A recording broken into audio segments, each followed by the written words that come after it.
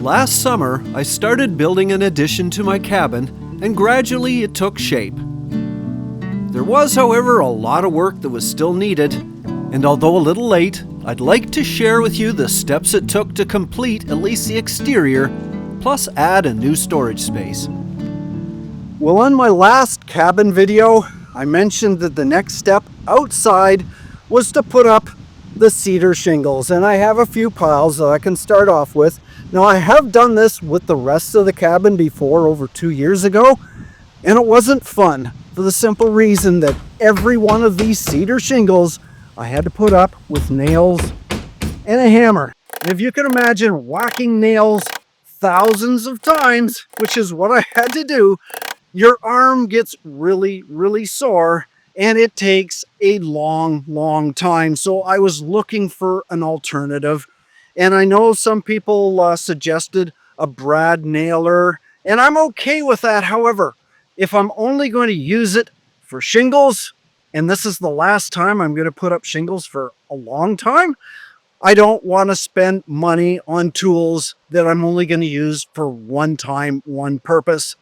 But I did look around. I went to the closest rental place, and they did have a brad nailer and a compressor that I could rent. However, it was only for brad nails, and these particular cedar shingles are very soft, and a single brad nail is not going to work. They're just going to go right through it. What I needed was staples, and unfortunately, the rental place didn't have a brad nailer that uses staples. So I went to a hardware store, and the only one that was a combination was like $350. I was like, no, that's not going to happen. However, good news. I went on Amazon, and here's what I found. A Work Pro. It's a combination stapler and brad nailer. It's pneumatic. It was $55. I don't mind investing $55, but I do mind investing $350. So I bought it. So all I had to do was rent the compressor, which for like a weekend was only $50. I'm okay with that. I just got to learn how to use it. I've never used pneumatic tools before in my life. This is the first. The compressor I rented had a 4-gallon capacity and delivered 135 psi, more than enough for a brad nailer. And I had lots of shingles, including some left over from shingling the initial walls of the cabin. But before I could start, I added a strip of zinc to the bottom of the wall trim. Not only does this inhibit moss and fungus, but it blocks the shingles from draining into the trim, causing it to rot. It's a low-cost alternative to a drip edge, and it's paintable. Each row of shingles would be spaced 6 inches apart. To mark this, I used green tape on each side, then pulled the string across the marks, which was secured with a clip made from galvanized strapping. The strapping has a slight spring to it, enough to hold it in place, and I just slide it up for the next row. Well, I've got my pneumatic stapler, got my shingle. Let's begin.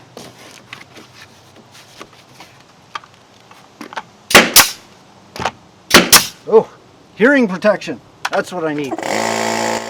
Did I mention compressors are kind of loud?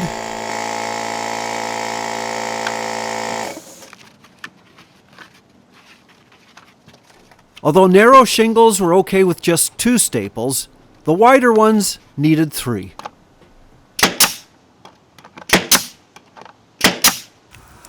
Not to worry, I will speed up the camera so you don't have to endure every second of this. So much quicker! And it's even quicker when I speed the camera up 15 times real speed.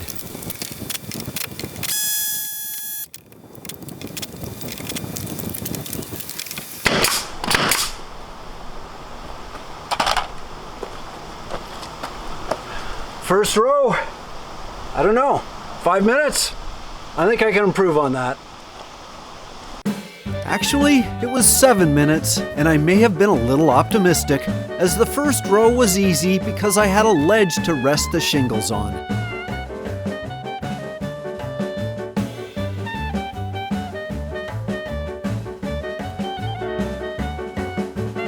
once I had to use the ladder, it took more time to do each row.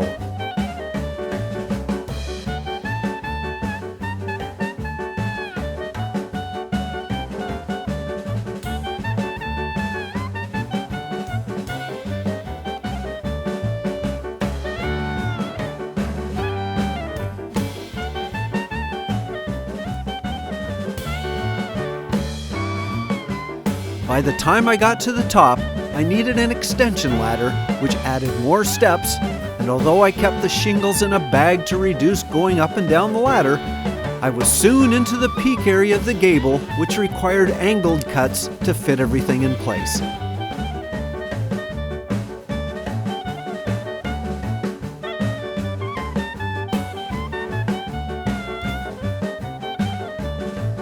As the sun got low on the horizon, I took a break to watch a blue heron stroll the shore for a meal.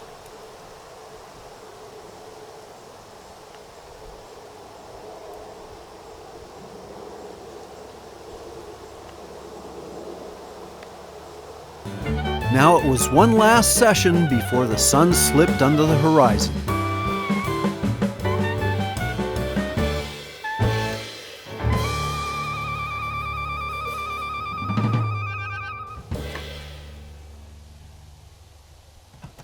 Although it took a lot longer than expected, I was still determined to finish this side in one day.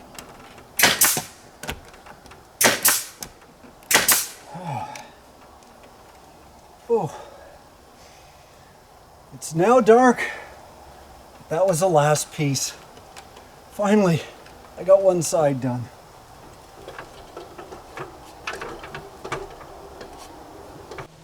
The heron was smarter, because he had already retired to a pine tree for the night.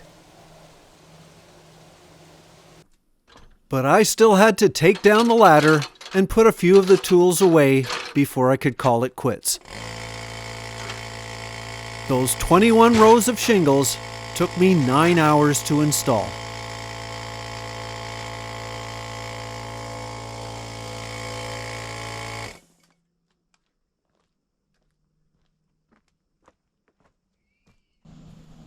The next morning, it was time to do another side.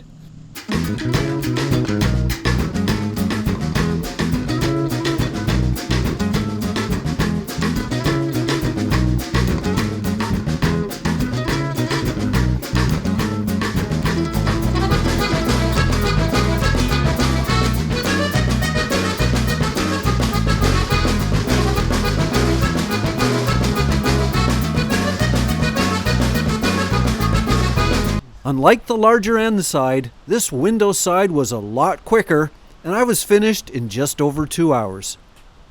Well, that last section was pretty easy. It was smaller, there was a window in the middle, and everything was at right angles. There was no fancy cutting. But this next section is going to be a challenge because everything's at an angle. There's windows in the way. I got to get up to the roof. Not looking forward to it, but it's got to be done. And all my tools were now in the way, so a little site reorganizing was in order. Now bear in mind, I have speeded up this section 350 times faster, as it was a very slow process. The bottom section was easy, pretty similar to the shingling I had just done to the left. The sections under the soffit were a little more tricky, and required cutting a lot of irregular shaped pieces to fit in around the overhang. As I got higher, I had to use the stepladder again and install more shingles with angled cuts. I also had to take into account the angled roof of the extension. The higher I climbed, the trickier it became. It was another long day. Well, it's late in the afternoon. That's as far as I'm going to get with that section. It took me about 6 hours. I'm not completely done. I haven't actually got on the roof to do that little bit, but I don't need this pneumatic tool for that anyway. It doesn't fit under the fence, you know, the gable trim. So I'm going to go back up there tomorrow and finish it off, and I'll just use the general hammer and nails for that. Before the day's end, I did manage to finish up under the gable and even had enough time for the oceanside wall before I had to return the compressor the next morning. So the question is, did using a pneumatic staple gun make the job easier and faster? Was anybody really in doubt? I finished all the shingling in one long weekend, and my arm and elbow is thanking me for it. As for the $55 brad nailer, it was well worth the investment. So that's the end of part 1, but it's not the end of this video, as there's another structure that needs attention. Now, one thing that I've been wanting to do for a long time is to tear down this tarp shelter. It's for my wood, for my lumber, it just keeps it dry, but it's been up for 3 years. It really doesn't make the property look any better. I want to tear it down, but before I do that, I've got to find another place to store the wood. And fortunately, I think I found one.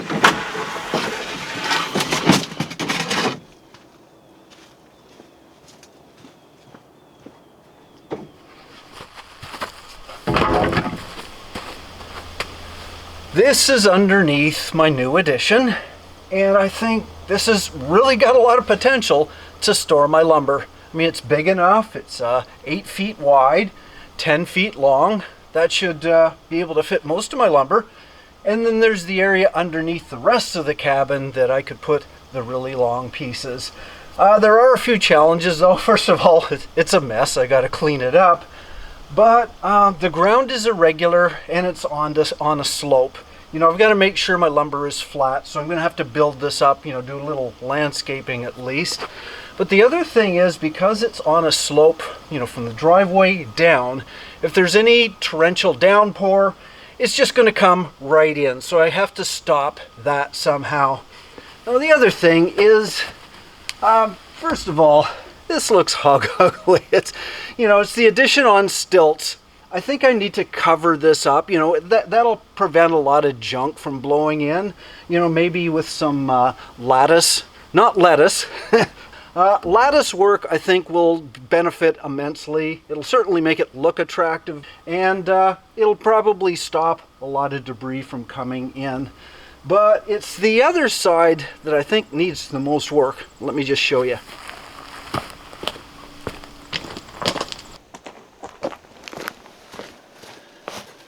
Now this area in the front, there are a few challenges here. First of all, putting a frame with the lattice work on it is pretty easy. I've got some old lumber I can reuse to make the frame and then just put that on. That gets rid of the ugliness here and protects it a little bit. But before I can do that, I have to address the drainage issues. There is a culvert down here, goes right across here, so I've got to make sure this area doesn't get flooded and just drain into there. What I think I have to do, and I've bought some cement blocks, is just dig into the dirt here, put a line of cement blocks, and then put some wooden beams over that, and that'll sort of create a wall. Also do it this way as well, and when I'm done, I should have an area here that I can actually put a little soil, maybe put a few plants, some bushes, make it look a little prettier. I mean, I put a lot of work into this, don't want to make it look ugly. But first I need to break up the soil, as it's mostly hard clay. I used my 5-foot pry bar to loosen it enough so I can shovel.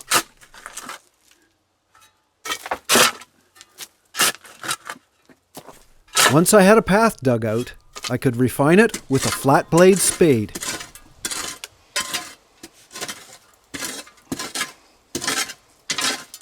When I reached a good depth, I then dropped the cement blocks in place.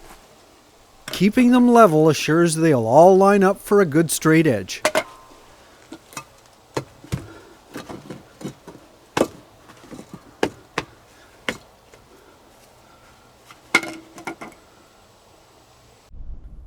I managed to fit 6 blocks below the extension, which should do.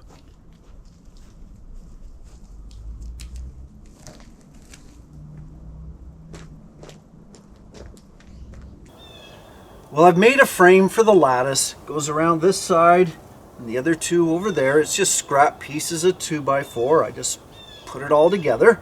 But this section is 10 feet wide and the lattice is only 8 feet, so I'm going to divide it in half.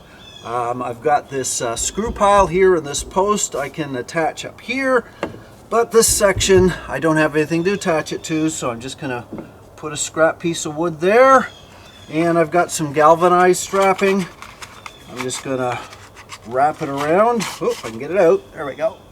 Wrap it around and secure it. I put a screw in the far side first and then wrap the strap around the post to fasten the other side. One more screw through the bottom and it's secured.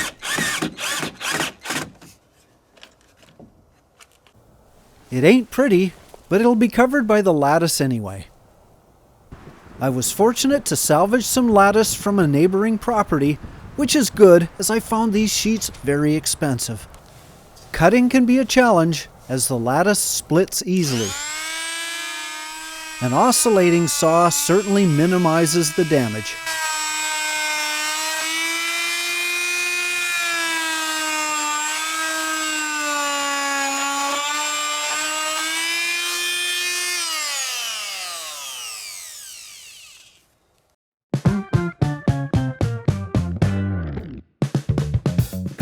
I just used 1/2-inch machine screws to tack the lattice in place. Staples may have worked, but I didn't want to rent the compressor just for that. And by the way, using screws instead of staples means it's easier to remove the lattice should I have to do some more work under the cabin in the future.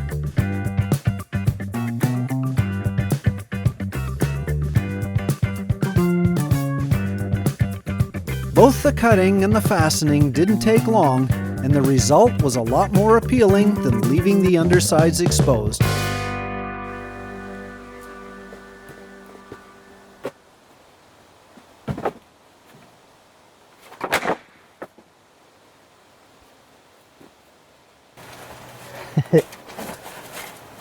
So this will be the area where I want to store the lumber, and if I'd been really smart, I would have leveled this area before I put the addition up, but I didn't, so I have to do it the hard way.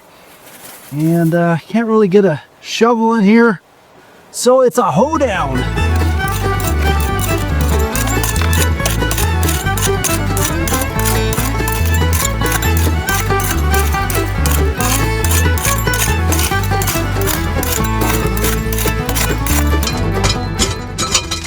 I think I've got that pretty flat. It's not level, it still slopes downhill, but that's okay. As long as the boards will go in, it'll keep them straight. That's all I'm looking for here. So I think that should be good. And I've got a couple of boards at the end here, some old beams, which just brings it up a little bit. But the next step is to put some pallets in place.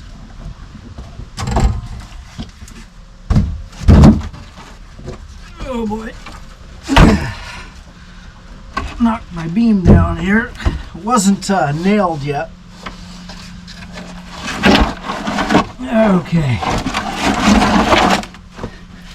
One good thing about pallets is they're usually really cheap, as in free. Just gotta fit it in there. There should be room for two. I'm hoping it's going to be that way.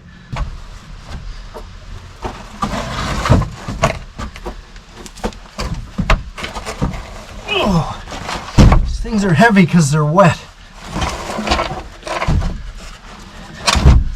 Well, that'll almost fit in there. I gotta lay on one. There. Oh, I'm really close. If I can get that over a little bit.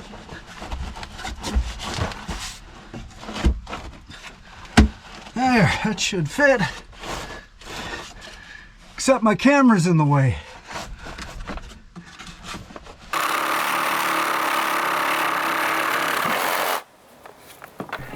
After fitting in 4 pallets, I used a reciprocating saw to make the remaining pallet fit.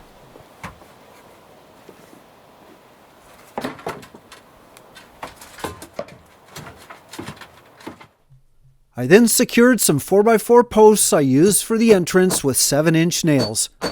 3 layers of posts brought the floor up to a level height.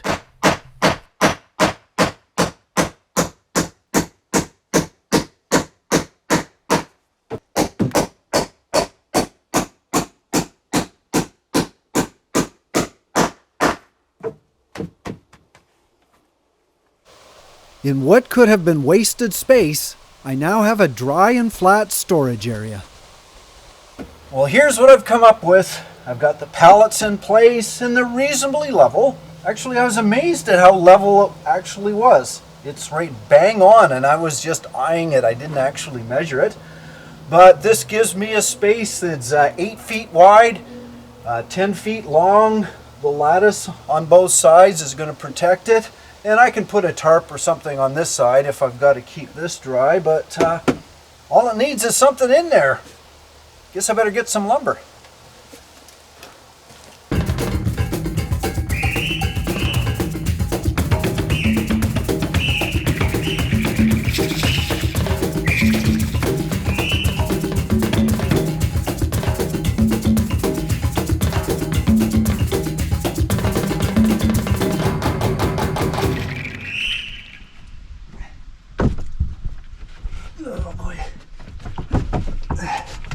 And of course, I gotta crawl back in here to get the camera. The icing on the cake was the area in front of the addition. I continued with another trough dug down beside the original French drain.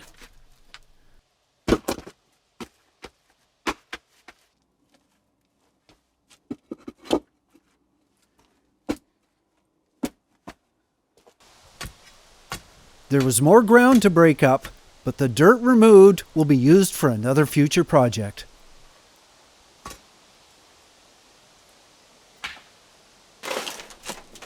Once the blocks were in place, I added coarse gravel outside the walls to help with drainage, and I also used it to fill the holes in the blocks.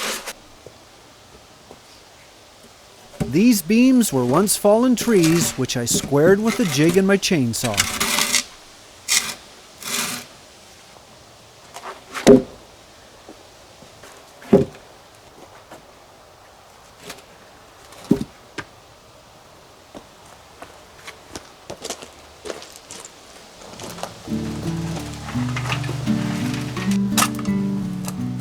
And now, I get to be a gardener.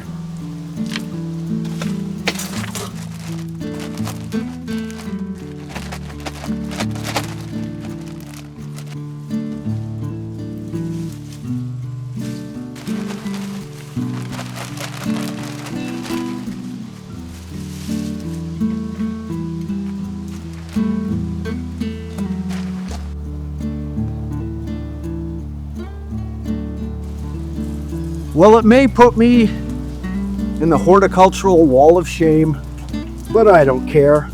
For me, it looks a lot better, and it fits in with the cabin. All these plants were like throwaways at the end of the season, so I got them real cheap. You know, the shrubs were $10. Even that cedar tree was only $10. Perennial, whatever it is, was only $3. Small investment. Wood from the trees in the area.